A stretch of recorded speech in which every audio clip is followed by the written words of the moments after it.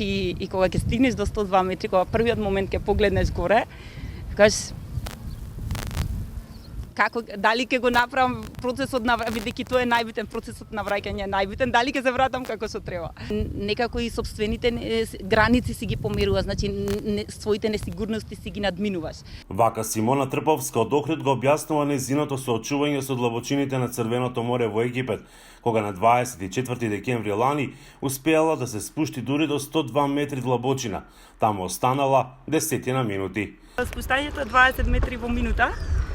За надолу, меѓутоа јас пошто имав нуркања предходно, за 3,5 минути веќе бев на 102 метри. Сосема свесно се осеќав на 102 метри, смирено, присебно. Околу мене имаше на 102 метри, стварно е тивко и мирно. Враќањето назад траело околу 1 час. Иако по професија е консултант за ЕУ финансирање, нуркањето во морските и езерски длабочини е нејзина љубов.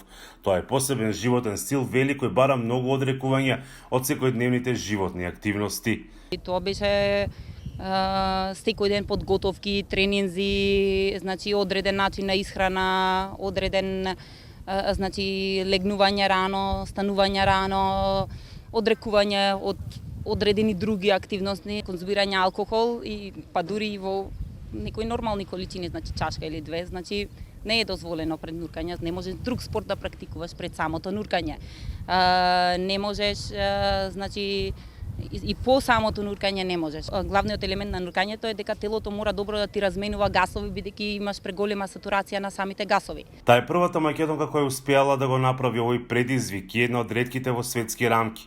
За истиот се подготвувала 1 година, а и помагал инструктор од Египет. Се уште е мал процентот на жени кои се бават со овој спорт, меѓутоа еве јас би ги охрабрила бидејќи стварно интересен спорт и мислам жените имаат и капацитет, значи бидејќи исто така бара и ментална подготвеност и контрола и сето тоа, и мислам дека и женската популација и природно го има тоа како карактеристика. Љубовта кон нуркањето се родила во Охридското езеро, каде ги научила првите чекори и каде се уште со љубов го прави тоа. Најголем впечаток ја оставило едно нуркање на Филипините. Каде има еден остров Малапаскуа и таму има еден тип на ајкули, се вика treasure shark. И тие ајкули се многу ретки да ги видиш константно на една локација. И на тој малечок остров доаѓаат нон-стоп, бидејќи имаат како филтер станица. И на големи длабочини можеш да, мислам, на 60 метри од прилика можеш да ги видиш секојдневно. Во текот на денот, ако сакаш да ги видиш, мораш да одиш со техничко нуркање и остануваш подолго. Доаѓаат до тебе и не се опасни. Незината желба е следните длабочини до кои ќе допре да бидат поголеми од 102 метри.